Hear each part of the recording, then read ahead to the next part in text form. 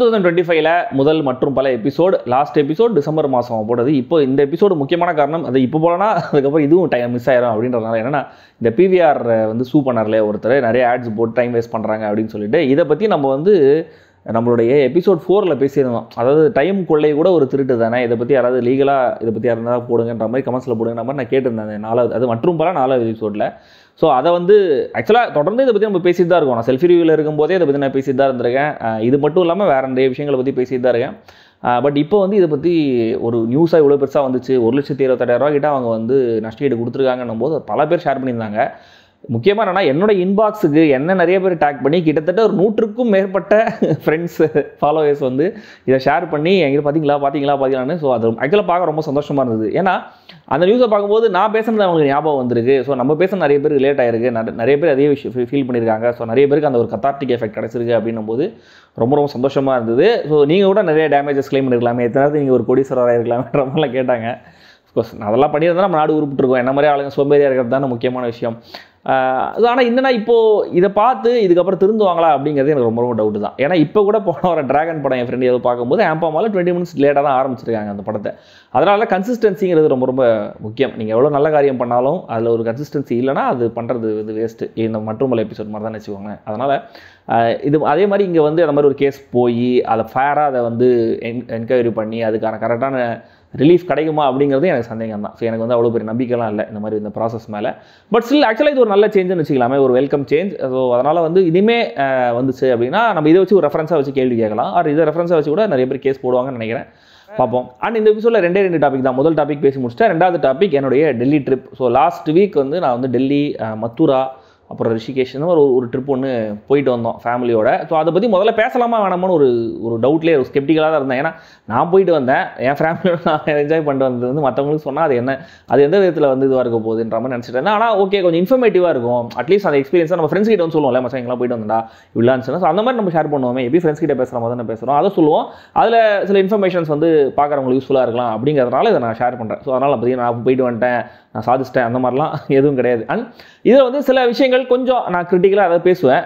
அது வந்து ஓகே நீ வந்து ரொம்ப ப்ரிவிலேஜான ஒரு நிலைமையிலேருந்து நீங்கள் இதை பார்க்குறீங்க அப்படிலாம் இருக்கக்கூடாதுன்ற மாதிரிலாம் தயவு செஞ்சு அந்த கருத்துக்களை கொண்டு வந்து கமெண்ட்டில் வந்து படுத்தாதீங்க. ஏன்னா இது நார்மலாக ஒரு மிடில் கிளாஸ் ஆள் ஃபேமிலியோடு போய் ஒரு இடத்துக்கு போகும்போது அங்கே கிடைக்கிற நல்ல அண்ட் கெட்ட எக்ஸ்பீரியன்ஸ் ரெண்டுத்தையும் ஷேர் பண்ணுறதா நீங்கள் இதை புரிஞ்சுக்கிட்டிங்கன்னா அது வந்து நல்லதுன்னு நான் நினைக்கிறேன். ஏன்னா ஸோ முதல்ல டெல்லி டிக்கெட் புக் பண்ணதுக்கப்புறம் டெல்லிக்கு நான் ஃப்ளைட்டில் தான் போனேன். ஒரு 2 months முன்னாடியே ஃப்ளைட் டிக்கெட் புக் பண்ணும்போது கொஞ்சம் கம்மி காஸ்ட்டில் கிடைக்கும் உங்களுக்கு. ஸோ ஃப்ளைட் டிக்கெட் புக் பண்ணிவிட்டு, ஏன்னா கிட்டத்தட்ட 1.25 நாள் ஜேர்னி உங்களுக்கு ட்ரெயினில். அண்ட் ட்ரெயின் ஜேர்னி அவ்வளோ கம்ஃபர்டபுளாக இருக்குமா அப்படிங்கிறது ஒரு சந்தேகம்.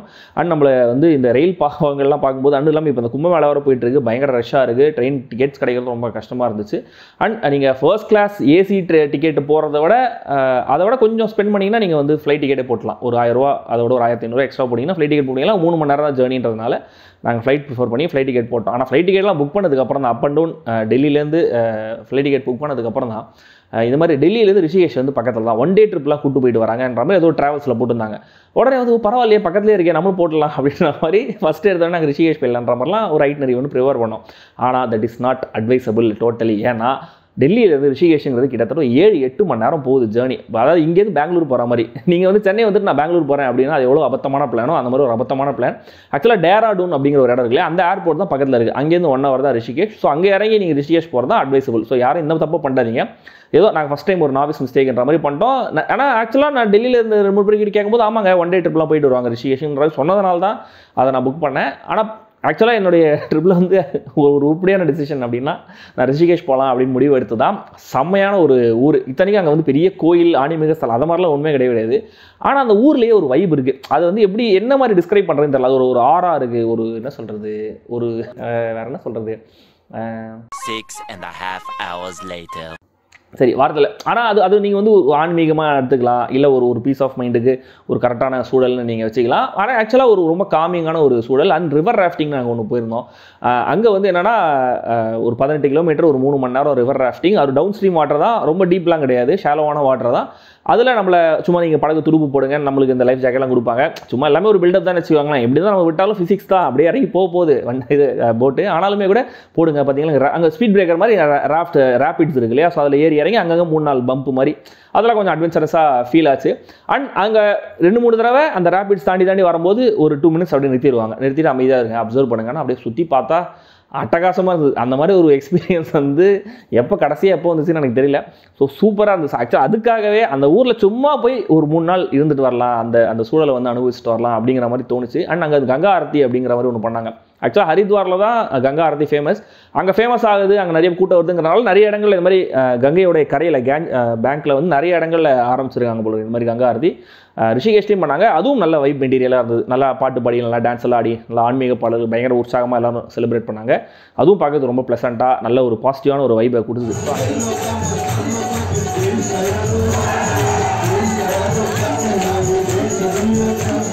ஸோ அங்கேருந்து நாங்கள் வந்து மதுராவுக்கு வந்தோம். விருந்தாவனில் ரூம் புக் பண்ணியிருந்தோம். ஸோ மதுராவில் அங்கே கிருஷ்ணர் சம்மந்தப்பட்ட, கிருஷ்ணர் வாழ்ந்த, கிருஷ்ணர் பிறந்த, கிருஷ்ணர் வளர்ந்த அந்த மாதிரி இடங்கள்லாம் சுற்றி பார்க்கலாம் அப்படிங்கிற மாதிரி அங்கெல்லாம் போய் பார்த்துட்டு தரிசனம் பண்ணிட்டு வந்தோம். ஆனால் ஏன்டா மதுரா போனோங்கிற மாதிரி ஆயிடுச்சு. ஏன்னா கிருஷ்ண பகவான் எனக்கு தெரிஞ்சு அங்கே இருப்பாரா இல்லை காலி பண்ணிட்டு கிளம்பி போயிருப்பாரா தெரியல. ஏன்னா அவ்வளவு மோசமான ஒரு மெயின்டெனன்ஸ், அவ்வளவு அழுக்காக இருக்குது, அவ்வளோ குப்பையாக இருக்குது. அண்டு நம்ம பார்த்துருக்கோம் இல்லையா, நார்த் இந்தியானாலே துப்பிட்டே இருப்பாங்க, ஃபுல்லாக வந்து சவு பெயிண்டாக தான் இருக்கும் எல்லா இடத்துலையுன்ற மாதிரி நம்ம பார்த்துருக்கோம். நானும் நிறைய கவனிச்சிருக்கேன். என்னமோ ரொம்ப மோசமான ஒரு ரிவர்ஸ் எவல்யூஷன் மாதிரி போயிட்டு இருக்கோம் போல இருக்குது. ரொம்ப மோசமாக இருந்துச்சு. அதாவது அப்படியே துப்பிட்டு அப்படியே நடக்கிறாங்க அது மேலேயே. அண்ட் மதுரா இருந்தவங்கலாம் சுற்றி வந்து ஓப்பன் ட்ரைனேஜ் மாதிரி தான் இருக்குது. ஸோ கண்ணு முன்னாடி சாக்கடை வந்து அப்படியே ஓடிட்டு இருக்கு. பாண்டிச்சேரியில் நான் பார்த்துருக்கேன், அப்படி இவ்வளோ மோசமாக இருந்தது பாண்டிச்சேரியில் கூட. ஸோ ஓப்பன் ட்ரைனேஜ் மாதிரி அப்படியே ஓடிட்டு இருக்கு. அதுக்கு மேலே ட்ரைபாட் மாதிரி ஒரு ஸ்டாண்டை வச்சு, அதுக்கு மேலே ஒரு சட்டியை வச்சு, அதில் எண்ணெயை ஊற்றி அதில் சமோசா ஜிலேபிலாம் பண்ணிகிட்டு இருக்காங்க. அஃப்கோர்ஸ் நம்ம ஊரில் நம்ம வளர்ந்த சூழலில் வந்து அந்த மாதிரியான இடங்கள்லாம் நம்ம சாப்பிட்ருப்போம். தெருமுனையில் பானிபூரிலாம் சாப்பிட்ருப்போம். அதெல்லாம் அவ்வளோ க்ளீனாக இருக்காது. பட் வேறு ஒரு ஊருக்கு போயிட்டு, அதுவும் ஃபேமிலியோடு போயிட்டு இது மாதிரி இடத்த பார்த்து அங்கே போய் இதை சாப்பிடணும் போது அது கொஞ்சம் நம்மளுக்கு கண்டிப்பாக அன்கம்ஃபர்டபுளாக தான் இருக்குது. கண்டிப்பாக அது ஒரு டபுள் ஸ்டாண்டர்டான மைண்ட் செட் தான். ஆனாலுமே கூட என்னடா இது இவ்வளோ, ஏன்னா நம்ம அதில் பழகலை இல்லையா, அதனால நான் கொஞ்சம் அந்த ஒரு இன்செக்யூரிட்டி, அந்த பயம், அந்த ஐயோ ஹைஜீன் இருக்கா இல்லையா அப்படின்னு திடீர்னு அவ்வளோ ஒரு கான்ஷியஸ் வந்துடும் இல்லையா. ஸோ அதனால் வந்து அதெல்லாம் ஆனால் முக்கியமாகவே வந்து இன்ஃப்ரா ரொம்ப பேடாக இருந்துச்சு. ரோட்ஸ் எல்லாம் ரொம்ப சுமாராக தான் இருந்தது. அண்ட் கோவர்தன் அப்படின்னு சொல்லிட்டு மலையை தூக்குனார் கிருஷ்ணர்ன்ற ஒரு கதை ஒன்று இருக்கு இல்லையா. ஸோ அந்த கோவர்தன மலையை சுற்றி இந்த திருவண்ணாமலை கிரிவலம் மாதிரி நீங்கள் கிரிவலம் வரலாம். அது ஒரு 21 கிலோமீட்டர். அதுக்கு என்னென்னா அங்கே ஒரு சின்ன உள்ளூர் ஒரு மாஃபியா மாதிரி செயல்படுறாங்க. மாஃபியான்னு சொல்லக்கூடாது, அவங்களுடைய உள்ளூர் பிஸ்னஸ் ஃப்ளரிஷ் ஆகணும் அப்படிங்கிறதுக்காக அவங்க ஒரு பிளான் பண்ணி வச்சுருக்காங்க. ஏன்னா நீங்கள் போகிற வண்டியிலலாம் அலோவ் பண்ண மாட்டாங்க. அவங்க உள்ளூரில் ஆட்டோ வச்சுருப்பாங்க. அவங்க கிட்ட இருக்கிற ஏதோ ஒரு ஆட்டோ தான் நீங்கள் எடுத்துக்கணும். அண்ட் நான் பார்த்த நிறைய 80% 90% ஆட்டோஸ் வந்து பேட்டரி ஆட்டோஸ் தான். ஸோ அங்கே ஒரு பேட்டரி ஆட்டோ எடுத்து நீங்கள் அதில் தான் சுற்றி பார்த்து வரணும். ஸோ அப்படி ஒரு ஆட்டோ எடுத்து போனோம். அதாவது நம்ம சாதாரண ஆட்டோவோட ஒரு பல மடங்கு ஆட்டு நாட்டி அப்படி ஒரு ஆட்டோ அது பயங்கர, அதை நடந்து போனால் கூட இவ்வளோ டயரிங்காக இருந்திருக்கு அது போல இருக்குது. அவ்வளோ டயரிங்காக இருந்துச்சு போயிட்டு வரதுக்கு. ஏன்னா ரோடு ரொம்ப சுமாராக இருந்துச்சு. சிமெண்ட் ரோடு மாதிரி போட்டு வச்சுருந்தாங்க. அதுவும் பயங்கரமாக குலுங்கி போய் சுற்றி பார்த்துட்டு வந்தோம். அண்ட் அந்த சுற்றி பார்க்குறோம் இல்லையா, அந்த வேலை அதில் ஒரு சின்ன பகுதி வந்து இந்த ஆட்டோவில் நீங்கள் போக முடியாது. அங்கே இருக்கிற ஒரு ஏரியா ஆட்டோவில் தான் நீங்கள் போக முடியும். இந்த ராதா குண்டுன்னு சொல்லிட்டு ராதா வந்து குளிக்கிறதுக்காக யூஸ் பண்ண ஒரு குளம் அப்படிங்கிற மாதிரி ஒரு இடத்த கவர் பண்ணி வச்சிருக்காங்களா. அங்கே நீங்கள் போனோன்னா அங்கேயே பேரிகேட் போட்டு வச்சிருக்காங்க. அங்கே நீங்கள் போனோன்னா அங்கே ஒரு ஆட்டோ எடுத்து போனோம். ஸோ அங்கே ஒரு ஆட்டோ எடுத்தோம். அதுக்கு ஒரு எக்ஸ்ட்ரா ஒரு 100 ரூபா கொடுத்தோம். அந்த ஆட்டோ ஓட்டுறது ஒரு சின்ன பையன் வரான் தான். அவன் வந்து கண்டிப்பாக அது குழந்தை தொழிலாளர் தான். ஆனால் டக்குன்னு அவன் எல்லாரையும் பீட் பண்ணி வாங்க போகலான்னு சொல்லிட்டு மற்றவங்களாம் வந்துட்டாங்க நம்ம சவாரி பிடிக்கிறது. ஆனால் அந்த பையன் வந்து பாவமாக இருந்துச்சு ஏறினா. அவன் பயங்கரமாக சீனை போட்டு ஓட்டி அவன் ஒரு ஆட்டோ நாட்டி அது ஒரு எக்ஸ்பீரியன்ஸு. ஸோ அதெல்லாம் போயிட்டு முடிச்சுட்டு வந்தோம். அண்ட் ஃபார்மாலிட்டி இருக்கு இல்லையா, நம்ம டெல்லி போனால் கண்டிப்பாக தாஜ்மஹால் போகணும்னு சொல்லிட்டு நான் காலேஜ் டைம்லேயே தாஜ்மஹால் பார்த்துருக்கேன். அதுக்கப்புறம் தாஜ்மஹாலை பற்றி கதைகள்லாம் கேள்விப்பட்டு என்ன இதெல்லாம்டா காதல் சின்னமா அப்படின்ற மாதிரிலாம் ஒரு இமேஜ் மைண்டில் இருக்கிறதுனால எனக்கு தாஜ்மஹால் பெரிய இன்ட்ரெஸ்ட் இல்லை. பட் ஓகே பரவாயில்ல, என் ஒய்ஃப்லாம் பார்த்ததில்ல தாஜ்மஹால். சொல்ல அவங்களாம் குழந்தையெல்லாம் கூப்பிட்டு போயிட்டு தாஜ்மஹால், இந்தியா கேட்டு, பார்லிமெண்ட்லாம் பார்த்துட்டு சும்மா சம்பிரதாயத்துக்கு ஒரு ஷாப்பிங்கும் பண்ணிட்டு திரும்பி வந்தோம். ஆனால் இது என்னன்னா எனக்கு இந்த கிளீன்லெஸ் பார்ட்டை ரொம்ப உறுத்திக்கிட்டே இருந்துச்சு. ஏன் திரும்ப நம்ம சீரியல் டைம் பண்ணுறாங்க.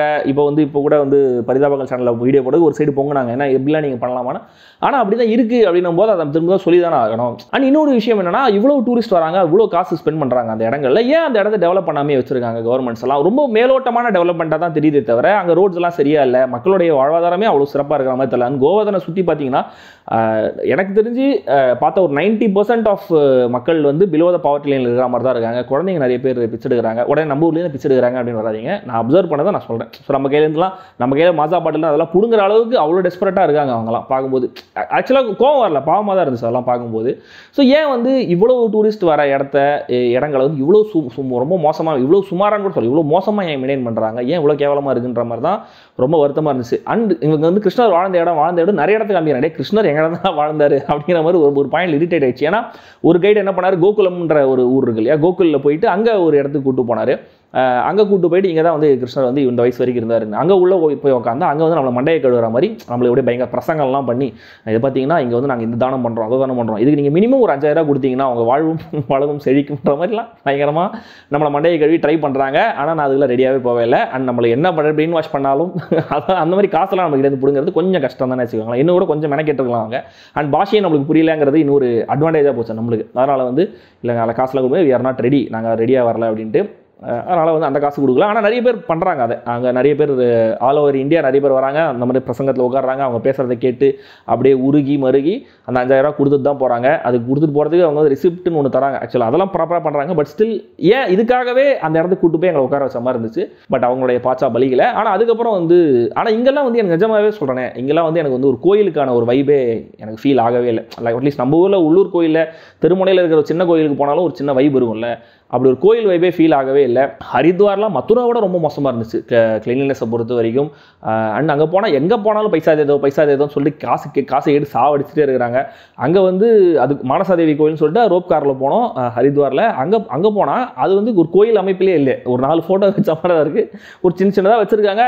ஸோ ஒரு அமைப்பாகவே இல்லையா. ஓகே, மேபி அது அவங்க ஊர் கலாச்சாரம், அவங்க ஊரில் உடைய கன்ஸ்ட்ரக்ஷன் அது அப்படி தான் இருக்குன்ற மாதிரி கூட நம்ம ஏற்றுக்கலாம். ஆனால் என்ன பண்ணுறாங்க, அங்கே ஒரு மண்டபம் மாதிரி இருக்குது அந்த மானசாதேவி கோயில். அங்கே ஒரு 4-5 பேர் பண்டிட்ஸ் இருக்காங்களே, பூசாரிகள் இருக்காங்களே, அவங்களாம் இருக்காங்க. அதில் ஒரு சின்ன பையன் வேறு இருக்கான். ஆனால் என்னை விட அவன் கண்டிப்பாக ஸ்கூல் படிக்கிற பையனாக தான் இருப்பான். எப்படி ஒரு 14-15 வயசு இருக்கும். அவன் உடனே என்ன பண்ணுறான், ஹெட் கவுண்ட் பண்ணிட்டு 500 ரூபா கொடுன்றான். எதுக்கு 500 ரூபா? அவங்ககிட்ட பிளெஸிங்ஸ் வாங்குறதுக்கு.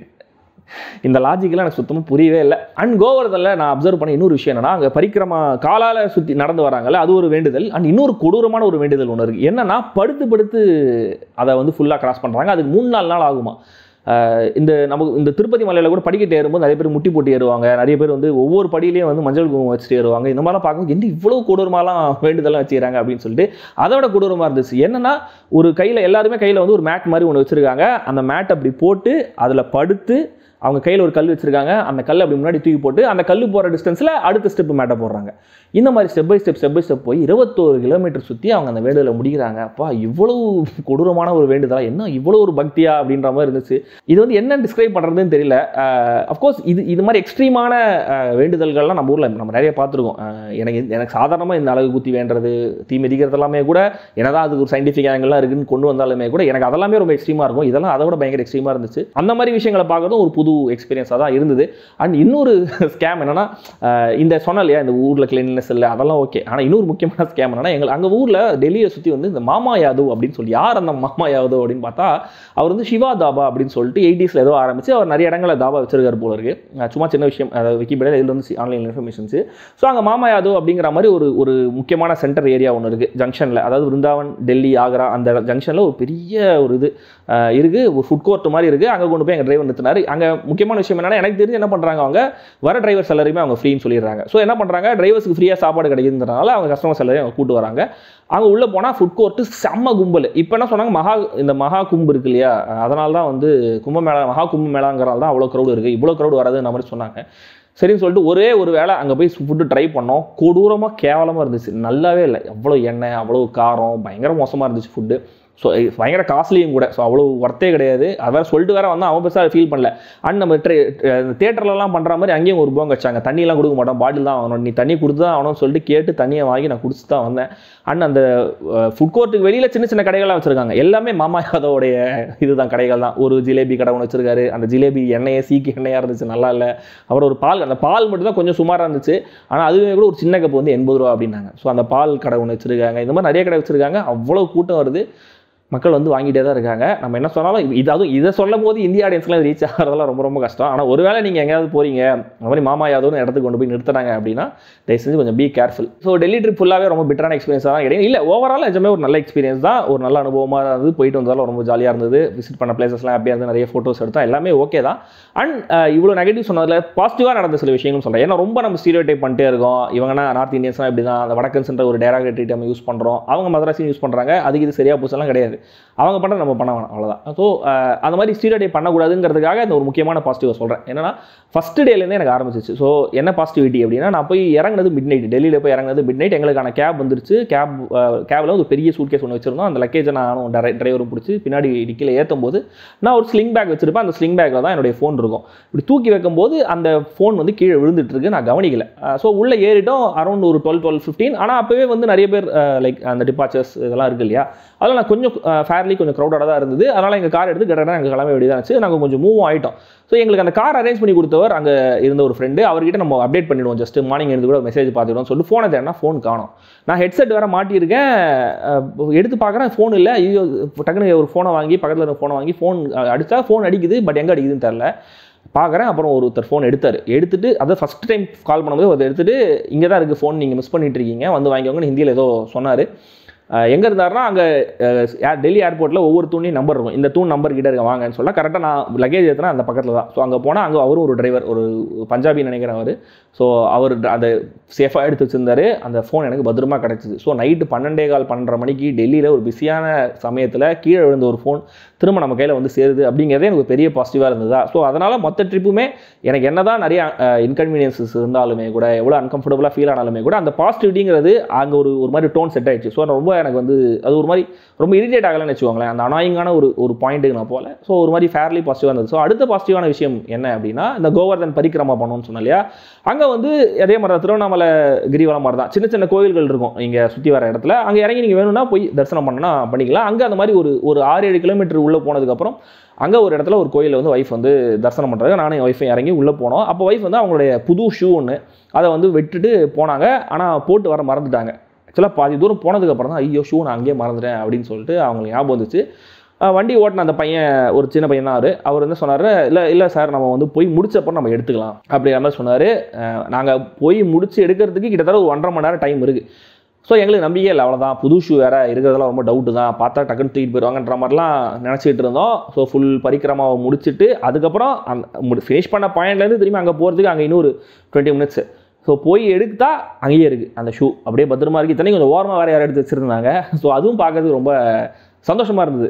ஸோ பரவாயில்ல தொலையில் இல்லையா, நல்ல விஷயம் தானே சொல்லிட்டு அதை எடுத்துகிட்டு வந்தோமா. இது 2வது பாசிட்டிவான விஷயம். 3வது பாசிட்டிவான விஷயம் என்னென்னா, ரிஷிகேஷ்லேருந்து மதுராவுக்கு நாங்கள் மிட் நைட்டில் போய் இறங்கணும் அப்படின்னு சொன்னாலே விருந்தாவனுக்கு. ஸோ விருந்தாவனில் நான் வந்து அகோடா பார்த்து தான் நான் 2-3 ரூம்ஸ் புக் பண்ணேன். ரிஷிகேஷில் அகோடா பார்த்தா புக் பண்ணேன். அந்த ரூம் நல்லா இருந்தது. அதனால் நான் என்ன பண்ணேன்னா, இதுவும் இருந்தாவனுக்கும் அங்கே பார்த்து ரொம்ப தேடி லைம் ட்ரீ ஹோட்டல்ஸ், அவங்க வந்து இந்த மாதிரி ஒரு பெரிய இது போல இருக்குது, கார்பரேட் போல இருக்குது. அவங்க சின்ன சின்ன ஹோட்டல்ஸ்லாம் டேக் ஓவர் பண்ணி அவங்க வந்து லீஸுக்கு எடுத்து அவங்க மெயின்டைன் பண்ணுவாங்க போல இருக்குது. அந்த மாதிரி லைம் ட்ரீ ஹோட்டல்ஸ் வந்து ஏதோ ஒன்று போட்டிருந்து ஃபோட்டோஸ்லாம் ஃபேர்லி நல்லாவே இருந்தது. ஓகே நம்ம இதுக்கு போதுன்ற மாதிரி போனோம்.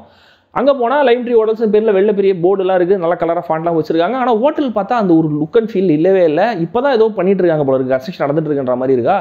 என்னடா வந்து மாட்டிக்கிட்ட போல இருக்கேன்ற மாதிரி. ஸோ நான் இறங்கி போனேன். இந்த மாதிரி நான் கோடாலாம் பிளாக் பண்ணியிருந்தேன், நல்ல வேலை பே பண்ணல. ஸோ பிளாக் பண்ணியிருந்தேன் இருக்கா அப்படின்ற மாதிரி கேட்கறதுக்காக நான் போயிருந்தேன். ஒய்ஃபும் கூட வந்தாங்க. அப்போ அந்த ரிசப்ஷனில் இருந்தவர் என்ன சொன்னார்னா, ஜி நீங்கள் வந்து நீங்கள் முதல்ல ரூம் போய் பாருங்கள், ஓகேனா எடுத்துக்கோங்க அப்படின்னாரு. அதுவே ஒரு பெரிய விஷயமா இருந்தது. ஏன்னா நம்ம வந்து பேர் இருக்குது, நானே சரி ரூம் இருக்குது புக் பண்ணுறோம், பிளாக் பண்ணுறோம், பே பண்ணுங்கன்னு சொல்லிட்டு காசை வாங்கிட்டு ரீஃபண்ட்லாம் கிடையாதுன்னு சொல்லி ஏமாற்றி நம்மளை மேலே அமிச்சு இதெல்லாம் பண்ணாமல் நீங்கள் முதல்ல ரூமை பார்த்து டிசைட் பண்ணுங்கன்னு சொன்னதே ஒரு நல்ல பாசிட்டிவான விஷயம் தான் இல்லையா. ஸோ கொடுத்தாரு, ரூம் கீ கொடுத்தாரு. அது 3வது ஃப்ளோரில் இருந்தது. அந்த இடத்துல லிஃப்ட் கிடையாது வேறு. ஸோ நாங்கள் வயசானவங்களே கூட்டு போயிருந்தோம். ஸோ 3வது ஃப்ளோர் லிஃப்ட் வேறு இல்லைங்கிறதுனால வேணாம் இந்த இடம் வேணாம், வேறு இடத்த பார்ப்போன்ற மாதிரி தேடும்போது நான் ஆல்டர்னேட்டாக வேறு ஒரு இடத்த நல்ல வேலை யோசிச்சு வச்சிருந்தேன். ஸோ அங்கே டக்குன்னு அது சர்வீஸ் அப்பார்ட்மெண்ட் பக்கத்தில் அவங்களுக்கு காலத்தில் இருக்குது சார், நீங்கள் இருக்குது வாங்கன்னு சொல்லிட்டு அவங்க உடனே அங்கேருந்து ஒரு கிலோமீட்டர் தான் அங்கே போயிட்டு அங்கே ரூம் போட்டோம். ஸோ இதுவும் ஒரு பாசிட்டிவான விஷயமா இருந்தது. அண்ட் ஃபுட்டை பொறுத்த வரைக்கும் மோஸ்ட்லி நார்த் இந்தியன் ஃபுட்டு தான். நம்மளுக்கு என்ன வெஜிடேரியன்ஸுக்கு வேறு நம்ம ஆப்ஷன்ஸ் ரொம்ப லிமிட்டடாக தானே இருக்குது. So fried rice, noodles, roti, நான், பன்னீர் கிரேவி அப்படின்னு சொல்லிட்டு எல்லாமே அந்த மாதிரியான ஒரு இதுதான் சாப்பிட்டுட்டு இருந்தோம். அங்கங்கே தோசை இட்லிலாம் எல்லா இடத்துலையும் விற்கிறாங்க. ஆனால் நம்ம சாப்பிட்ற தோசை இட்லி வேறு, அவங்க தோசை இட்லின்னு கொடுக்கறது வேறு. ரெண்டுத்துக்கும் நிறைய வித்தியாசங்கள் இருக்குது. அண்ட் ரிஷிகேஷில் வந்து திருச்சியை சேர்ந்த ஒருத்தர் வந்து அண்ணா மெஸ் அப்படின்னு சொல்லிட்டு ஒன்று நடத்திட்டு இருக்காரு. அவரும் அவங்க அண்ணானும் சேர்ந்து தான் நடத்துகிறாங்களாம் அந்த மெஸ்ஸை. 6 மாதத்துக்கு ஒருத்தர் இங்கேருந்து ஒருத்தர் போய் அங்கே போய் பார்த்து வாங்கலாம். ஸோ அது ஆக்சுவலாக ஒரு நல்ல விஷயம் இல்லை. இங்கேருந்து ஒருத்தர் போய் அங்கே போய் ஒரு ஹோட்டல் நடத்துகிறாங்கன்றது ஒரு பெரிய விஷயமா இருந்தது. அது சக்ஸஸ்ஃபுல்லாக ஓடுது அந்த ஹோட்டல். நிறைய ஃபாரினர்ஸ் வந்து சாப்பிட்றாங்க. அங்கே சவுத் இந்தியன் டிஷ் இருக்குது. ஓகே, ஒரு வேளை நம்ம சாப்பிட போகிறோம் அப்படின்னு நினச்சி அங்கே போய் சாப்பிட்டோம் அப்படின்னா அதுவும் ரொம்ப சவுத் இந்தியன் டிஷ் மாதிரி இல்லை. நான் கூப்பிட்டு வேறு கேட்டேன் அவர்கிட்ட, ஏங்க இது வந்து நீங்கள் சொல்கிறீங்க பட் நம்ம ஊர் தோசை மாதிரி இல்லைங்க, அவங்க என்ன சொன்ன காரணம் சொன்னாங்கன்னா, இங்கே வந்து நிறைய ஃபாரினர்ஸ் வராங்க, அவங்க எதை சாப்பிட்டாலும் காரம்னு சொல்லிட்டு இது கம்ப்ளைண்ட் பண்ணிட்டே இருக்காங்க. ஸோ அவங்களுக்காக நாங்கள் கொஞ்சம் கஸ்டமைஸ் பண்ணிருக்கோம் இந்த ஃபுட்டெல்லாம் அப்படின்னு சொல்லிட்டு ஃபேர்லி ஓகேவாக அது இருந்தது. ஸோ யாராவது போனீங்க ரிஷிகேஷ் போனீங்க அப்படின்னா அந்த அண்ணா மெஸ் கூட நீங்கள் ட்ரை பண்ணலாம். இதுக்காக அவர் வந்து எனக்கு அந்த காசும் கொடுக்கல. ஓகே, இது வந்து விளம்பரம் கிடையாது. ஓகே, டெல்லிக்கு வந்து சரவண பவனில் நம்ம ஊர் ப்ராப்பர் இட்லி சாம்பார் சாப்பிடும்போது தான் ஒரு நிம்மதியாகவே இருந்துச்சு. அஃப்கோர்ஸ் அடுத்த நாளே நம்ம சென்னை வர போகிறோம், சாப்பிட தான் போகிறோம். ஆனாலுமே கூட அந்த ஒரு 4 நாள் கொஞ்சம் பட்டினி கிடந்த ஒரு ஃபீலிங் தான். ஒரு அந்நியத்தனமான ஒரு ஃபுட்டை சாப்பிட்டு நம்மளுக்கு பழகின ஃபுட்டை நம்ம சாப்பிடலையா. அதனால சரவண பவனில் வந்து பரவாயில்ல, கோடி ரூபா கொடுத்தாலும் சாப்பிடுவோம்னு சொல்லிட்டு அங்கே சாப்பிடும் போது அது ரொம்ப ஆனந்தமாகவே இருந்துச்சு. ஆனால் நான் எக்ஸ்பீரியன்ஸை ஷேர் பண்ணும்போது நான் அதை சொன்னேன்னு சொல்லிட்டு சொல்லியிருப்பேன். உடனே நான் ஹிந்தி பேசுகிறேன்ற மாதிரி நீங்கள் அசியூம் பண்ணியிருந்தீங்கன்னா தப்பு. எனக்கு ஹிந்தி தெரியவே தெரியாது. முஜே ஹிந்தி நஹி மாலும்ங்கிறத மட்டும் தான் நான் நல்லா தெரிஞ்சு வச்சிருக்கேன்.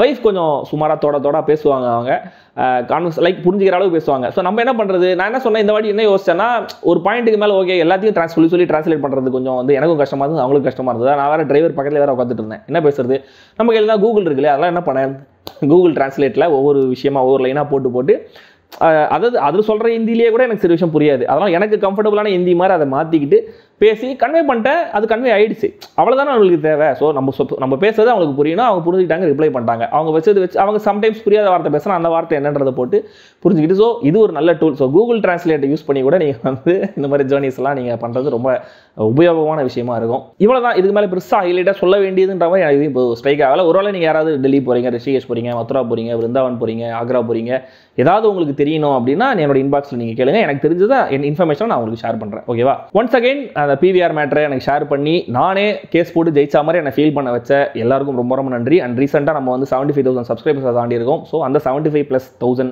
சப்ஸ்கிரைபர்ஸ் எல்லாருக்கும் ரொம்ப ரொம்ப நன்றி. இந்த வாரமும் நிறைய படங்கள் ரிலீஸ் ஆக போது, அதை பார்த்து அதை நான் ரிவ்யூ பண்ணுறேன். டெல்லிக்கு போனதில் அந்த வாரம் ரிலீஸ் ஆன சில படங்களை மிஸ் பண்ணிட்டேன் இல்லையா, அதை இந்த 2-3 நாளில் பார்த்து அதையும் நான் ரிவ்யூ பண்ண ட்ரை பண்ணுறேன். ஓகே.